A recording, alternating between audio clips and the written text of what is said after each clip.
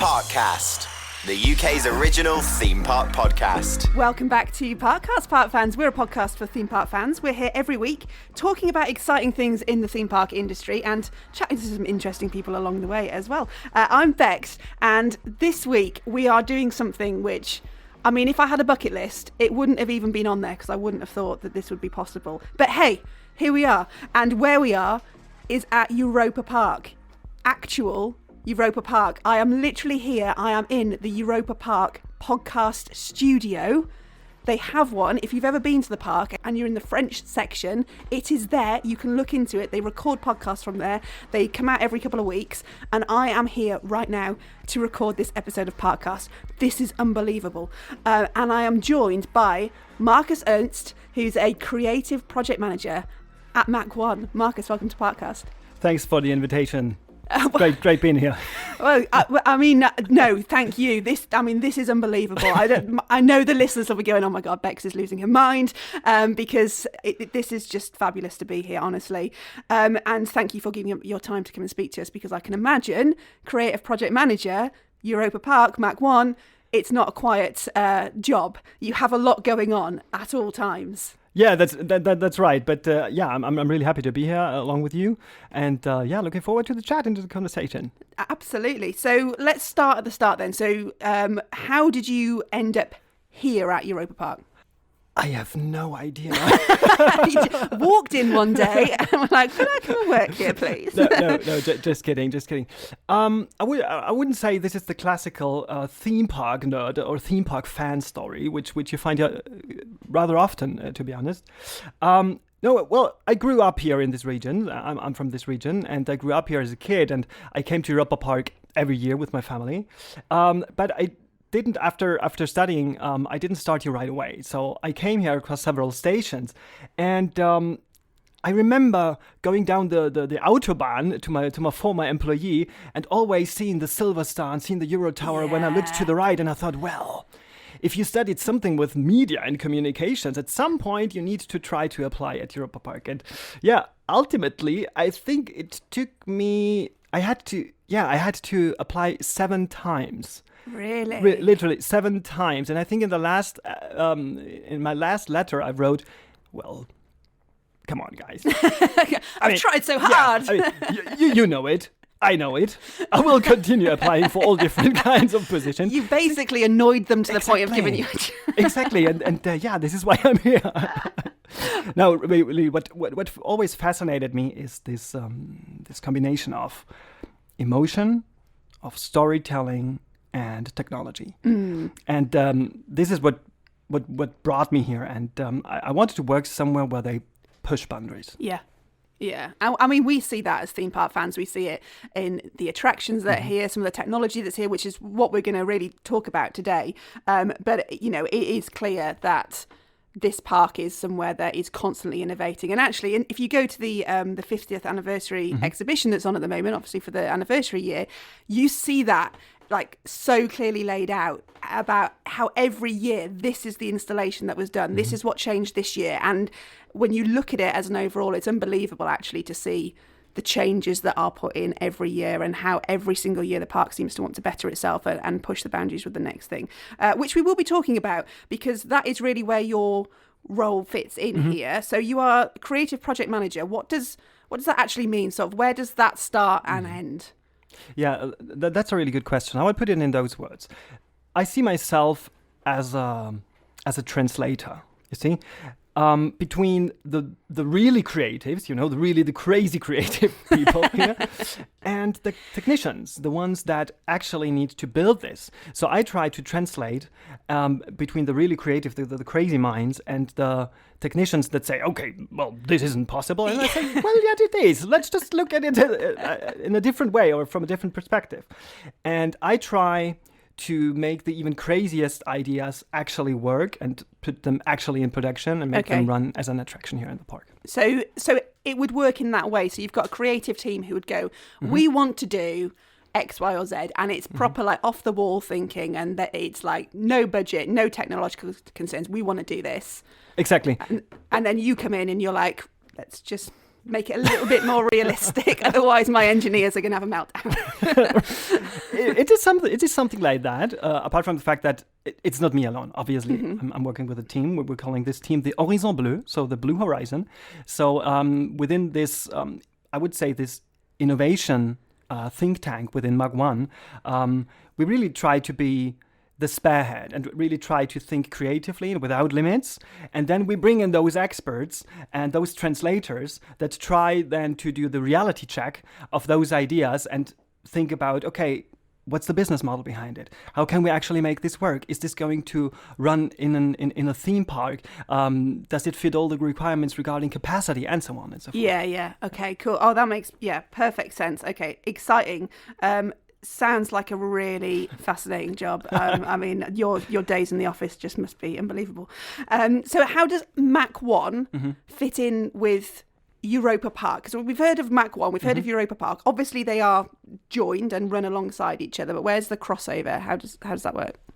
I would put it, if I'd have to put it in really simple words, I would say the Mack One is like the innovation hub, and it's at the intersection of the different branches of the Mack Group, where Europa Park is one of them. But we develop not only stories, do the master planning for upcoming attractions, do the project management, and we try to develop services and attractions that we can sell not only to Europa Park, but to theme parks all around the world. Okay, yeah, so you are bigger than just Europa Park. Exactly. You are, okay, so you're kind of like consultants for anyone. That's interesting. And we know that, well, obviously we've talked about that you are always innovating here, and, you know, Mack One is obviously the driving force behind that. I guess you were maybe not here when you first ventured into the world of VR and things like that. Was that before your time, or were you here? Because it's been around as a technology for quite a while, but obviously it's moved on a lot in recent years. Yeah, I'm working for Europa Park for 7 years now. Okay. And it's a funny thing that you're mentioning that. I think the first roller coaster that we ever equipped with virtual reality technology, most likely your audience knows this roller coaster. It's the Alpen Express. And the Alpen Express, it's been there for 30 years. Yeah. And I think it was 10 years ago, so it was in the year 2015, when we decided, okay, let's take one of our most beloved roller coasters, which is a family attraction. Everyone knows it because it has been there for 30 years. And let's try to do something new.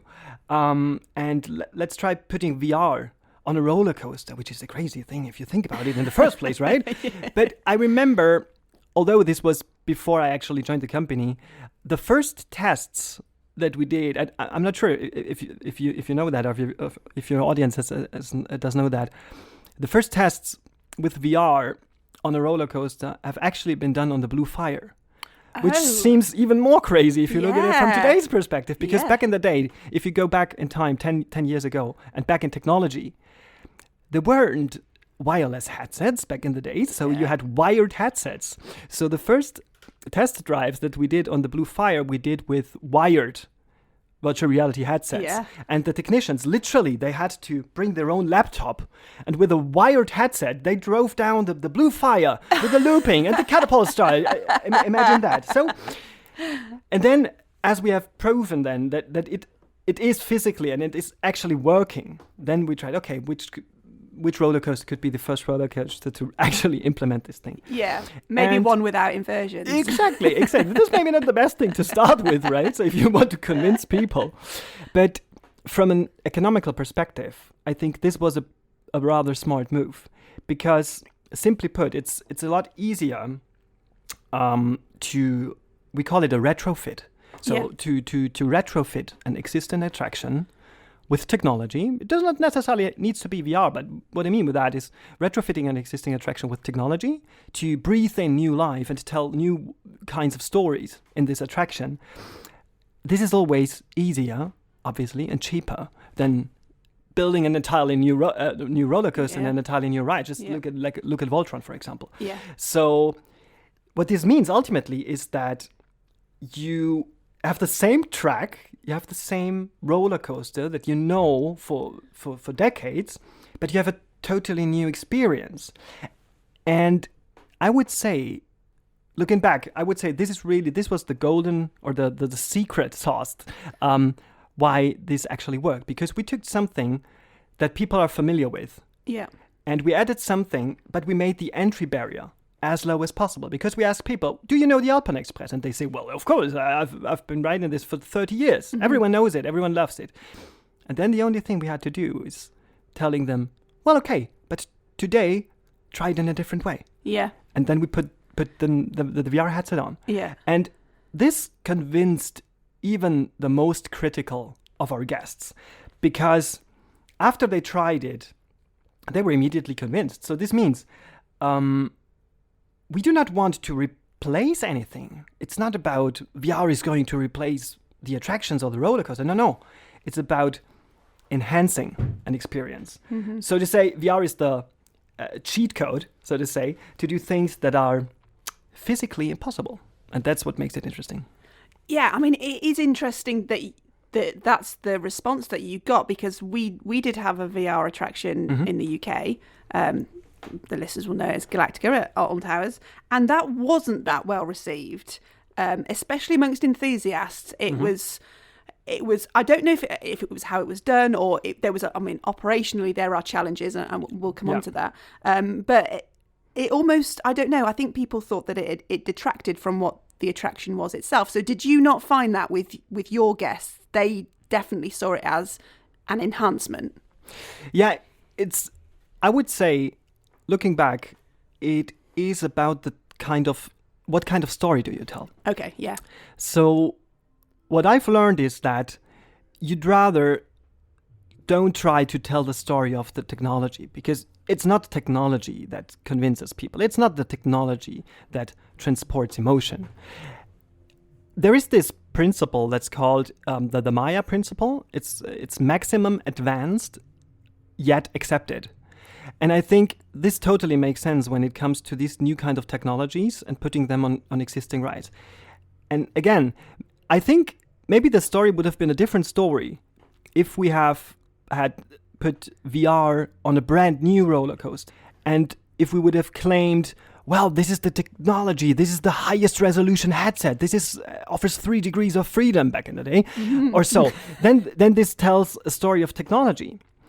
But I think it's the better way to tell a story of emotion and trying to make people connect and resonate and to try to establish a connection to the guests, because people have had their experiences and their connection to the Alpen Express coaster before. Yeah. And again, telling this story of emotion, that you can create and tell entirely new stories and create new experiences and experience your beloved coaster. Although you know it by heart, you can experience it in a totally different way every time you ride it. I think that's the secret, so to say. So this was about 10 years ago when you made this is 10 years ago. Yeah, so obviously technology's moved on in that time phenomenally. But when you first installed it, I know you weren't here, but you must know the stories. Did you get any sort of apprehension from the ride-op teams to go, well, this is going to be a nightmare for us if we've got to put headsets on guests? And how did the team sort of manage that and go, okay, we're not going to allow this to affect our operations, because we know as theme park fans, Europa Park operations are, there is no park in the world that's better, and I can say that confidently. So how did you go, we're going to implement this but not let it detract from what we've got? Right. So honestly, it definitely comes with its challenges. Definitely.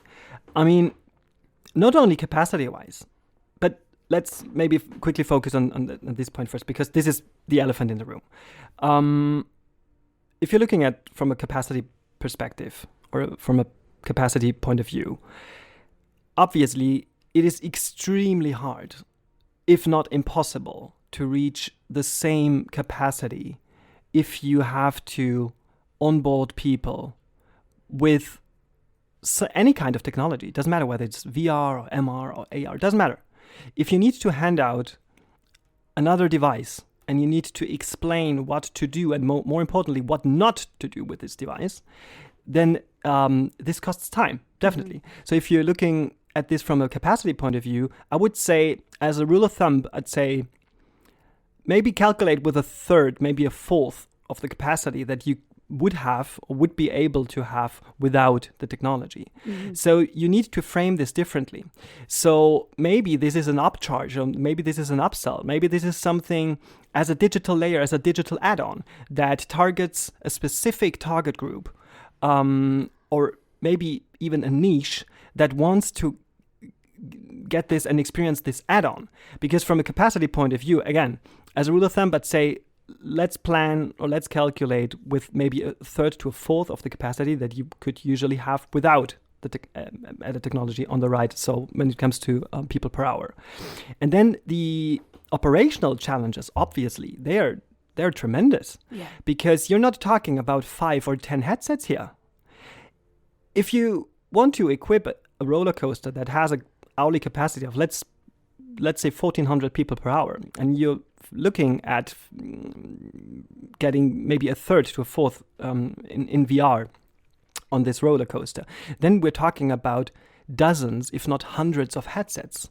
And from a park perspective and from park operations perspective, you really need to ask yourself the question, do you want to handle these many devices? Because every single device needs to be cleaned and disinfected after every single use, not only in pandemic times. And so this means that you're talking about really, really a lot of headsets.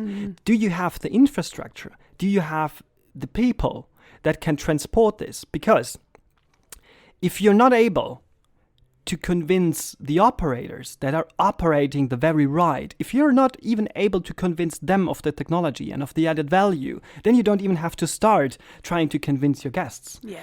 And this brought us to really huge challenges when it came to operations, because there is nothing off the shelf which you can just purchase off the shelf that solves this problem for you. This infrastructure problem, those issues, how to handle 100 or more headsets, how to disinfect them after every ride, how do you offer multiple contents, how do you make the onboarding time for the guests as short as possible. So we're talking about a maximum of 30 to 60 seconds. So let's imagine you have 60 seconds maximum per guest. And in this 60 seconds, you need to hand out the headset. You need to ask them, okay, what kind of content do you want to play or experience this time? You need to tell them what to do. You need to tell them what not to do. So let's imagine you have to use 5 minutes to explain people how the controller works. Then it's a simple calculation. It's not going to work. Yeah. And I guess that fell to your team to come up with the solutions for those problems. Yeah. And clearly you did, and it still runs with a VR upcharge option now, doesn't it? 10 years later. Has the overlays have changed in that time, and I guess you've redone the video and stuff like that because the technology's moved on. Yeah. Do you envisage that attraction will always have some form of VR option on it now, or do you think there'll come a point where you go, well, we've done as much as we can with that ride layout? And I mean, I know the stories are there's infinite possibilities, but do you think there'll come a point where you go, actually, we need to do something else again now? The technology has moved on so much. Yeah, that's a good point. That's a good point. So I would say that every upcoming attraction that we're planning at Mack One always has this digital layer planned right from the start. Okay. It's part of the planning. This does not necessarily mean that it has to be VR. Not necessarily. Maybe nowadays, because technology has evolved, obviously, maybe today we're looking more at mixed reality, and maybe if we look more towards the future, maybe we're getting to the phase where we are looking towards augmented reality. Yeah. So if you're looking back in time, 10 years ago, we started with VR and roller coasters. But then as technology has evolved, 5 years later, we found, okay, now we've tried immersive technologies on a roller coaster, but now let's try to think things differently and come up with a new kind of attraction, a new kind of experience, because we want to tell different kinds of stories. And this is then when the entire free roaming VR emerged. And this is then when we've developed our own approach towards this free roaming virtual reality attractions. And this is when we invented Yulby. And this is 5 years ago already. And nowadays we're looking at mixed reality. So you can clearly see that there has been an evolution in technology, starting with virtual reality, and then the free roaming was added to it. And nowadays, we're thinking about, okay, how can we tell stories when we are mixing realities? So we're mixing the digital world with the physical world, with physical props, with scent, with haptics, and so. And yeah, this is where we are right now. Wow.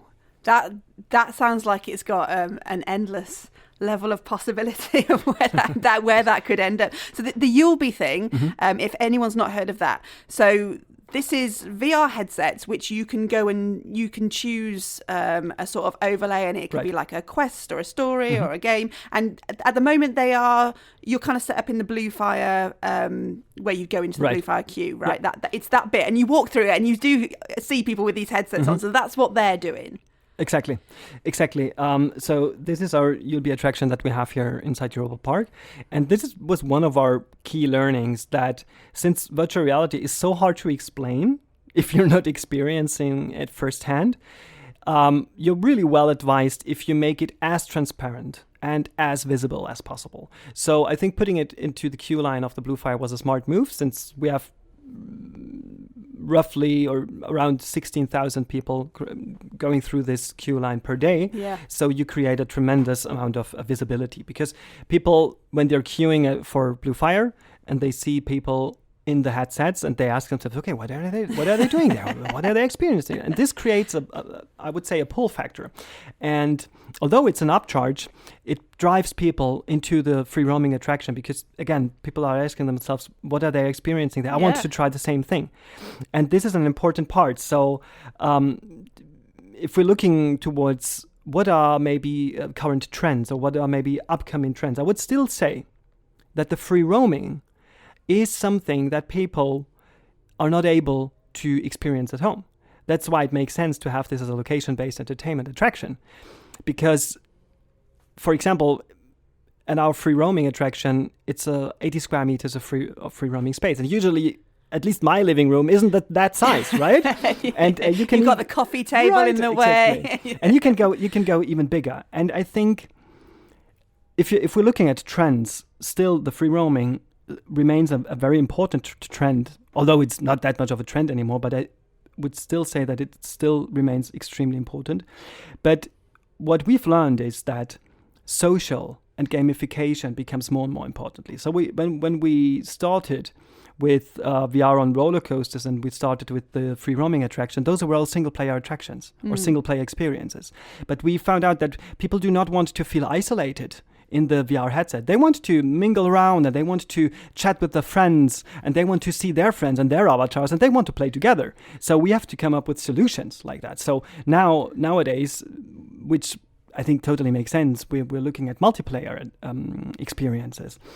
And if we look a little bit further down the road and into the future, what particularly interests me is the smart glasses. Yeah. And the question, what comes after the smartphone? And I think if we're looking 2 to 3 years into the future, and we're not talking about 5 years or 10 years in the future, it's just around the corner, so to say, then I'm convinced that we will ultimately face a bring your own device situation, where people will come with their Meta Ray-Bans, with their Meta Oakleys, and all the other brands that we will see emerging in the upcoming years. And the question remains on our side, on the park side, is if people are coming with their own devices anyways, the question is, how do you want to be part of their experience? So do you actually happen on this kind of platform, or don't you? So if people come, to give a brief example, if people come with their smart glasses to Europa Park, and they ask their glasses, hey, what roller coaster is this? Then I see 2 different options. First option is the glasses just, they don't know. So they will respond, I don't know. This is any kind of roller coaster, I don't know. Or if you actually happen on this platform, then maybe the glasses will tell you, well, this is the Voltron coaster and the current queuing time is 25 minutes. And by the way, I don't know, maybe there's a 30% off discount for your on-ride photo. So I think theme parks need to ask themselves the question, since people will be coming with these kind of devices anyways, do you want to be part of this platform? Do you want to happen there with your product, with your service? Or don't you want to do that? Yeah, that's really interesting, because I think there is still a lot of apprehension about things like Meta glasses. A lot of theme parks are still, they will class them like any recording device, so you can't wear them on the attractions and stuff like that. Whereas you're kind of saying, well, the technology, it's going to happen anyway. We can't stop this from coming down the hill. So how do we be a part of it and actually use it to enhance our guest experience, but I suppose B, also your commercial team find a way to anchor into that as well and do something that makes some money off the back of it, and that makes perfect sense. So you can imagine a world where you could be walking around Europa Park with your Meta glasses on, or whatever brand of digital glasses you may choose, and you might get bespoke experiences just because you are wearing those glasses. Right, exactly. This is definitely one scenario that I see in the upcoming future. And again, I'm not thinking that this is going to happen in 5 to 10 years. I think this is going to happen in 2 to 3 years. And I think theme parks really need to be prepared for this scenario. The second scenario that I see, and I think this is a development that just makes sense if you look at the history of, again, the 10 years ago, equipping the first roller coaster with VR headsets, then going to free roaming. But still, we are in a situation where we are handing out yet another device at every single attraction. And I think it would be a smart move that at some point in the future, maybe we only hand out one device once people are entering the park. So maybe we give them, once we're there with a nice, really in a small form factor, maybe we rent those mixed reality devices and you get them at the park entrance. Yeah. So maybe for an additional fee, you rent them per day. Yeah. And then with your companion app, you see, well, okay, today I'm at Europa Park, and with this device, I can experience those 10, 15 different attractions in the different themed areas. Yeah. So what I mean with this is that we add like a digital layer, like a digital add-on on top of the analog experience that we already have. So this means that, again, I'm not saying that this shall ever replace the analog and the physical experience. No, it shall be an opt-in. It shall be an add-on where you can choose if you want to experience the attraction in the classic, in the analog way, or if you want to have this digital add-on. But in terms of economics and hardware operations, I think this move absolutely makes sense, because it liberates us from the situation where we have to equip every single attraction with hundreds of headsets and handing them out in the queue line, causing yet a longer waiting time for the other guests, rather than just handing out the device once people enter the theme park. Yeah, and the device being literally effectively a pair of glasses, right? So it takes 2 seconds to put on, rather Exactly. than fitting a full like face mask type headset. Exactly. Yeah, it's really interesting, and we've talked about on the podcast before about AI really in theme parks, and how theme parks are going to capitalize on that, and how it can be used to enhance a guest experience. And I guess this is exactly it. And if you can build things into it in terms of this ride's only got this minute queue at the moment. We recommend that you do this route, and you can do things like that, which is so beneficial as a guest. If it doesn't have to be a big scary, AI is really bad and awful. Yeah. It can be used for good to create a better experience. Totally. I totally agree. But this is our job, to think about solutions that make people not afraid of the technology, but invite them to use the technology to make their lives easier and make their visit at the theme park easier. And I know we've been there before. We've all had these discussions that using AI maybe we can create our perfectly planned theme park visit. But let's be honest, I think what makes a theme park visit so interesting and so tempting and so special is the fact that for once, maybe this one day, you are not forced to, you don't have any appointments. You don't have to be somewhere at a specific time. Of course, with AI, you could dynamically create your ideal park visit where you are able to ride all of the big roller coasters. But is this still fun?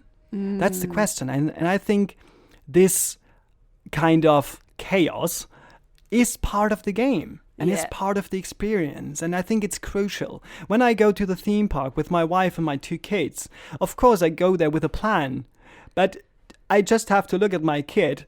He's 6 year old now, and I see, okay, now I can throw away my plan because he wants to do something entirely different. I'm with you there. I've got a 4-year-old, and I know, in the park today, as much as I want to go straight to Voltron, she's going to go to Ireland. Exactly. She wants to go on the Bar coaster. And I think you have to implement AI in a smart way, that it's not forcing you to do anything, or it's like a companion. It can give you advice so that you can dynamically adjust your plans. It maybe bring you or lead you to areas of the park that you usually do not visit that often, for example. Exactly. I think that could really help. And as you say, it's about enhancing. It's not about trying to take over or make everything. We have been on theme park days, I think, especially if you go to maybe a Disney park where it is, you have to be here at this time because I've got a queue for this time, and it does start to feel a bit like a military mission. Are there any other trends that you're kind of seeing in your world that you think we should be looking out for, like exciting developments that you're like, okay, I can see this technology coming in, and I think we're going to see more of this? Okay, so apart from the bring your own device scenario with the smart glasses and we rent one mixed reality device per guest and per day, I definitely see an entertainment case in the near future. What do I mean with entertainment case for these kind of devices? I'm asking myself the question, what comes after the 4D and the 3D and the IMAX cinema? So where's the development happening in the cinema?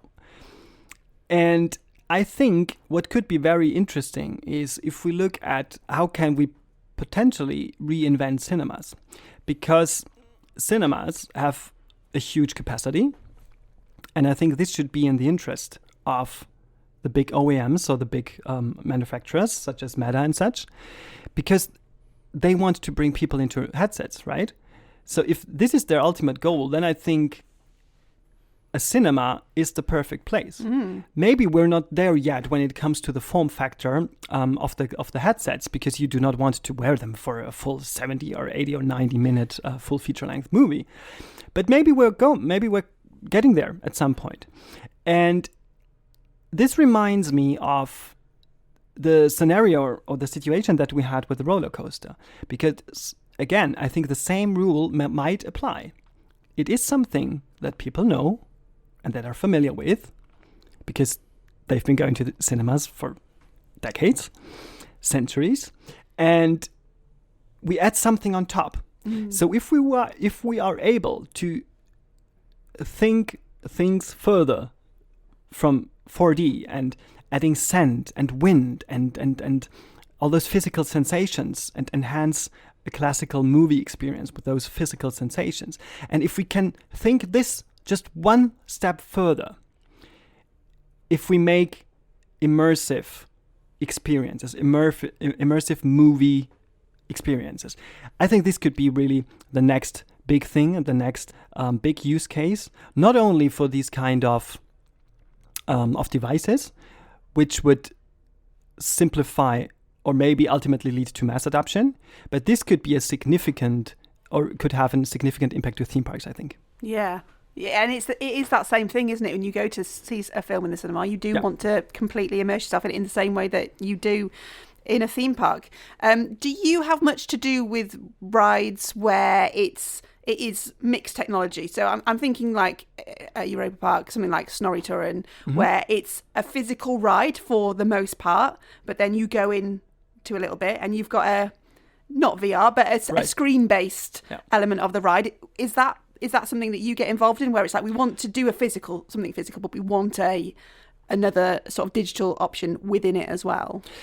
Exactly. So, as I mentioned in the beginning, without revealing too much, because I still want to remain some secret, right? Because we hate secrets for your listeners. I mean, so what we're thinking about and what we're currently working on is exactly that. So combining a ride experience, or where a ride experience is at least a part of the attraction, a part of the experience, with a free roaming experience. So where you have different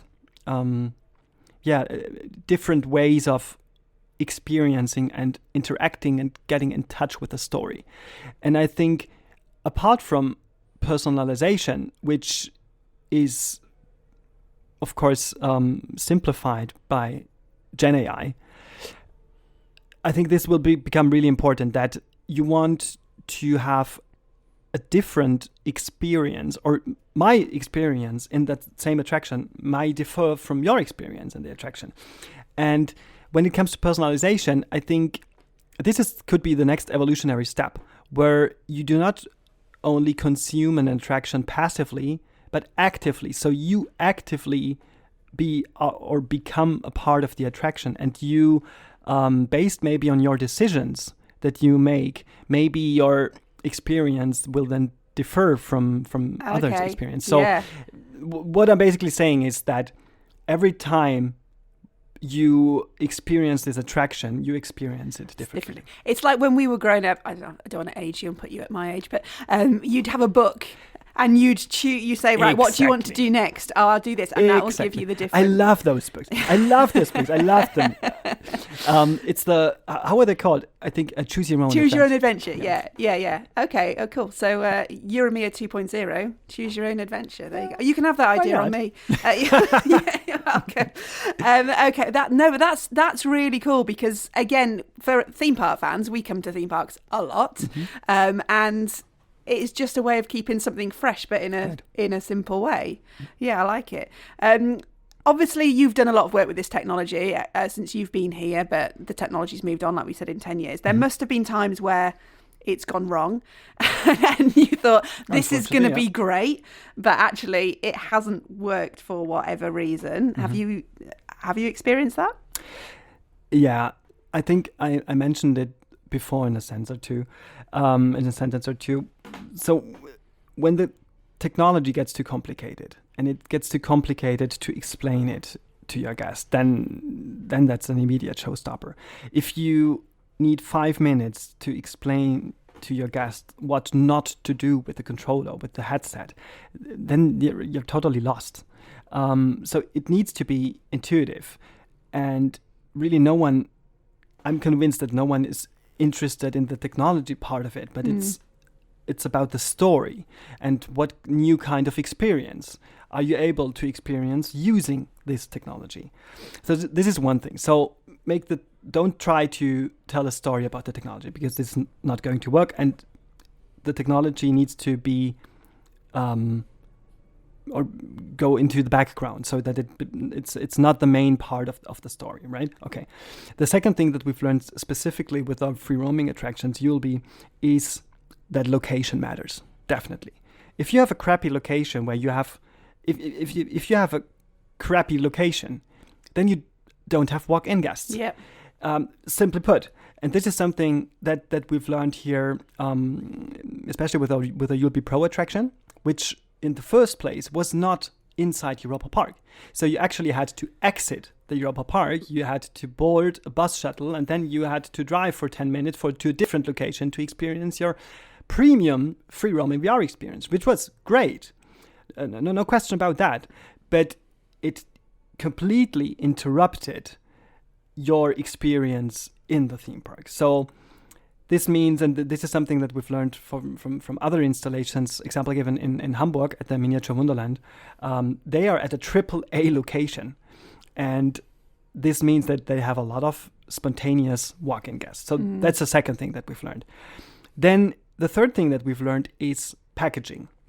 So if you want to sell a ticket for a new kind of attraction, especially when it comes to new technologies, VR, MR and such, think smart about how you package these tickets.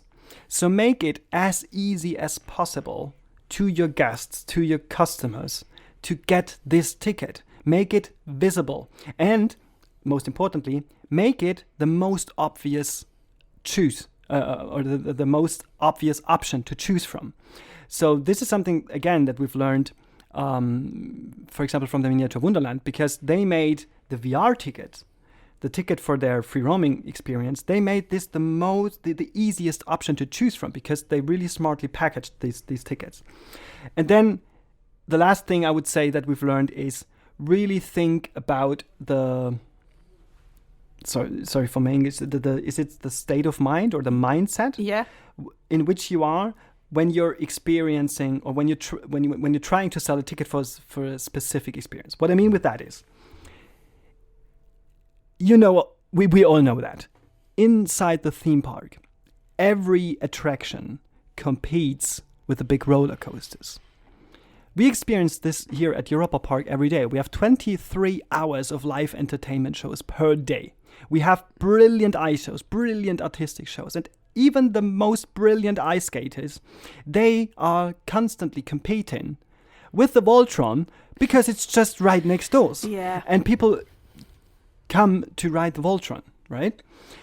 What I mean with that is, inside a theme park, I would say that there's always a competition between different attractions and the time spent inside the park. Yeah. So whatever show, whatever attraction, whatever VR attraction maybe you have, it always is competing with the big roller coasters because people come to ride the roller coasters, right?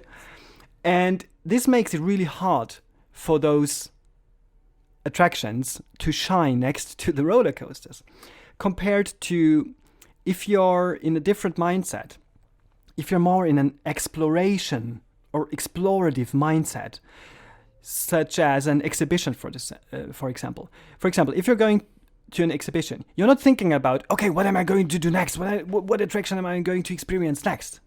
No, because you're in a different state of mind. You're in this exploration phase. You want to really dive deep and get yourself immersed. And if you're in this kind of mindset, then a virtual reality attraction makes even more sense because it fits the state of mind that you're currently at, and it does not compete with other attractions that you want to visit after. Yeah. Hope this makes sense. Yeah, no, it does absolutely. And it is, I suppose, the thing that I always find I run out of time for shows when I'm in a theme park because I am a rides enthusiast, and I think especially when you come from the UK, somewhere like this, it's not on our doorstep. So the 2-3 days that we have here, we're like, we've got to get on everything whilst we can. Right. And you do sometimes miss these extra experiences. Has it ever been an option to maybe keep them open later than the rides or something like that, so that people don't have to lose their park day, but they still could do it afterwards? Exactly. You nailed it. This is what we ultimately did. Yeah. So we decided, okay, let's put our VR attractions, make them accessible even if the park itself is closed. And if the park closes usually at I'd say 6-7-ish in the evening, then we have extended opening hours of the VR attractions. So for example, until 10 p.m. or so that people after having dinner have the chance to experience those attractions even if the park itself is closed. Yeah. Okay, that's cool. That's something to bear in mind then. If you come in to visit Europa Park there, you could go and do one of these experiences when it's closed in the evening and you're sat around going, what do we do now? Right. You could go and do that. I guess in terms of a cost, there is, especially an attraction that lays heavily on VR, there is going to be a cost implication of that compared to a traditional attraction. Right. Or is it not because it is digital? I don't know. How does it compare? I would say steel is expensive. Yeah. Code is cheap. That is the definition of efficiency. But of course, the reality lies somewhere in between, right? Yeah. So the pure programming, of course, compared to one of the big and the major attractions, if you compare it to the Voltron, for example, of course, this is just a fraction of the costs. But this is just one perspective. That's just only one part of the game, so to say. So the sheer programming, the coding of the content is only one side of the medal, right? So you need to think a lot, and subsequently you need to invest a lot in making the operations work. Of course, at the end of the day, still I would say compared to a major ride attraction, still it's a lot cheaper. But you should not compare, how do you say that in English? Compare apples with peas? Apples and pears. Pears, sorry. No. But apples and peas works. They're still not that similar. Yeah, no, that makes sense. But I mean, if you're looking outside, now we're facing the Christmas season. And just to give you an example, in a VR attraction or also in a mixed reality attraction, we can easily swap and change the content, and that means the story that we want to tell based on the season, for example, that we have. So we're coming from the Halloween season, so inside our inside our VR attractions, it was easy to swap the content for a horror or a Halloween content. And now we're looking at the Christmas season, and now maybe we show a different content. So it's easy to adapt and change an existing attraction and adapt it to the season. It makes it pretty easy to change the content. Yeah, that makes sense. You don't have to actually have loads of physical props to give it a really different feel. Look, I know you're busy. I don't want to keep you very much longer. I'm just wondering, as an overall, what is the response to guests with the VR integration, the digital integration on classic attractions or new attractions? I guess the reaction is they love it, which is why you still have a job doing it. If everyone was like, no, we hate it. But what is the general sort of feedback that you get? Still, the majority of our guests that try our VR or mixed reality attractions, these are first-time users. Mm-hmm. So they've never tried VR before or mixed reality before. So in most of the cases, we leave them really impressed and really convinced about what you can actually achieve and what kind of new stories you're able to tell with this technology. But honestly, we're still talking about technology, right?